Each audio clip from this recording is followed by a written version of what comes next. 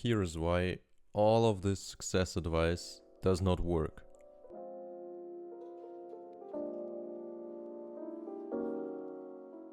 That's because they talk about what these successful people did, but it's about who they are.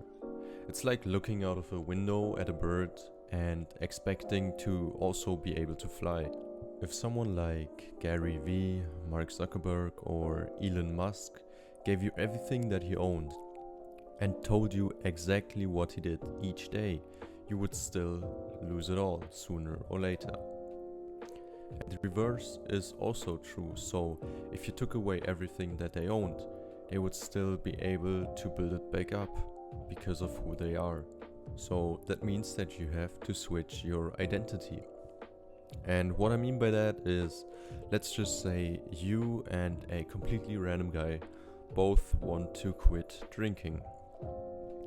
You still both go outside with your friends at night, but like every once in a while a friend of yours offers you a drink and you tell him, "Oh no, sorry, I'm currently trying to quit drinking, that's why I won't drink now."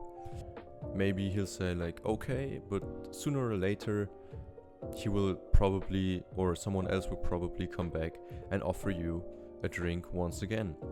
And sooner or later you are going to give in and go back to your old habits, since failure is a part of the process.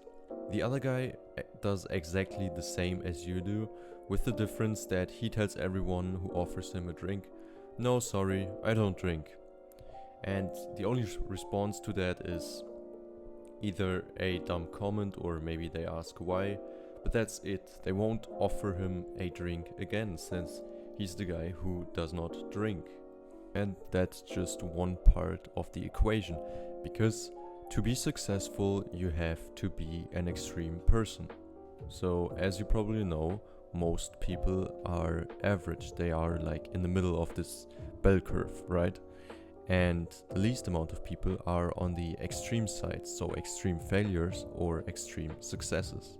And as you probably also know, most of the successful people were extreme failures in the beginning, because they tried hundreds of different ideas, but none of them worked out.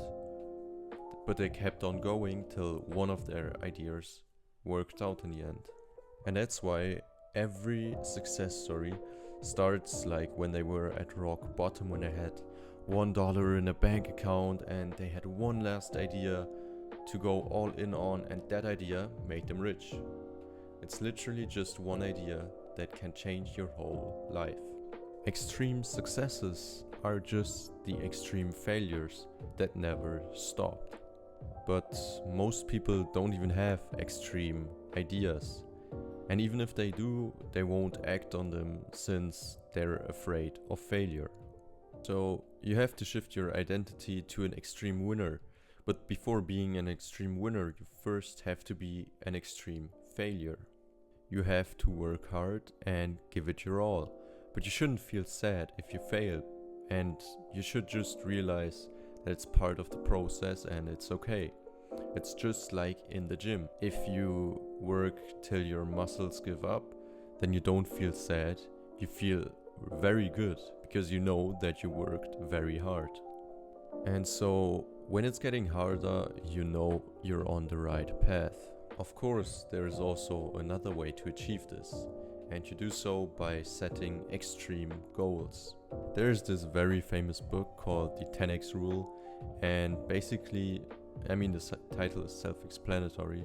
You should just write down your normal goals and 10x them.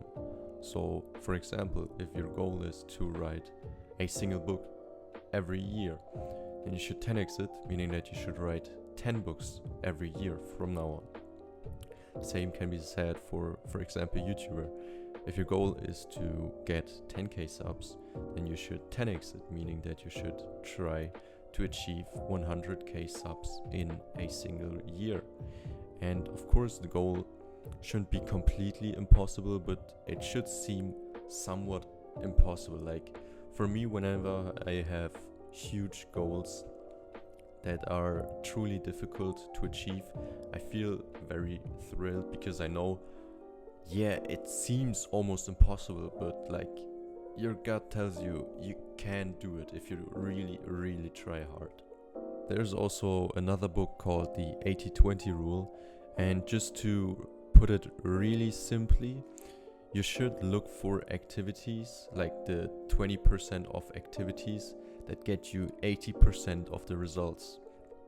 So basically, you do more by doing less. So for example, in the gym, if you want to build muscle, the 20% of activities that give you 80% of the results are exercising and having a diet that fits you. Just like at the beginning of self-improvement, the 20% of activities that you should do to get 80% of the results are quitting your bad habits and adapting new good habits. So let me give you a step-by-step guide on how to be successful. The first step is that you should either be an extreme person or you should set extreme goals. The second step is that you should work on the things that get you the most results. So you should work on the 20% of activities that give you 80% of the result. The third step is failing, and the fourth step is going back to step one.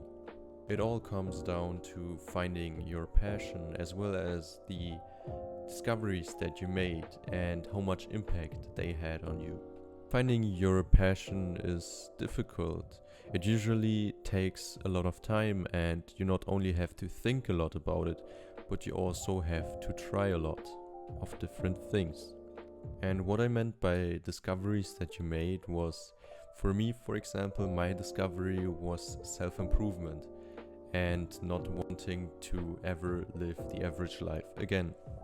And the impact that had on me, that realization, it's made me become a way better person.